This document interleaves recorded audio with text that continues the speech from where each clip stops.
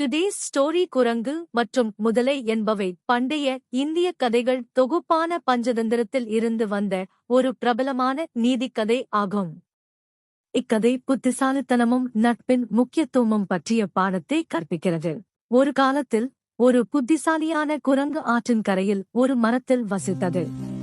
அந்த மரம் இனிப்பான பழங்களை கொடுத்தது, மேலும் குரங்கு தினமும் அவற்றை புசித்து மகிழ்ந்தது. ஒரு நாள் ஒரு முதலை அந்த மரத்திற்கருகில் நீந்தி வந்தது, மேலும் குரங்குடன் நட்பாகியது.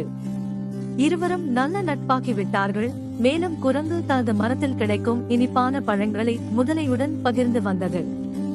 முதலை தனது மனைவியிடம் குரங்கும் இனிப்பான பழங்களும் பற்றி பேசியது. முதலையின் மனைவி குரங்கின் பழங்களைப் போலவே குரங்கின் இதயமும் இனிப்பாக இருக்கும் என்று நம்பி குரங்கின் இதயத்தை சாப்பிட ஆசைப்பட்டாள். அவள் ஒரு திட்டத்தை அமைத்துவிட்டு தனது கணவனிடம் குரங்கை கைத்தோற்று அழைத்து வரச் சொன்னாள். முதலை தன்னுடைய மனைவியின் ஆசையினால் திணறி குரங்கிடம் தன்னை வீட்டுக்கு விருந்தினராக அழைத்தது.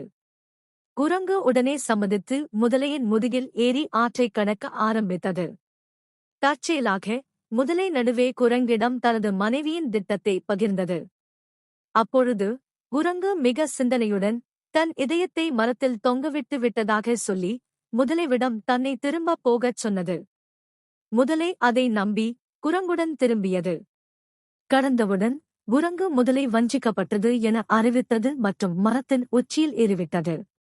அதன்பின் குரங்கு முதலையே நம்ப முடியாதவன் என்று கூறி நட்பை முடித்துவிட்டது.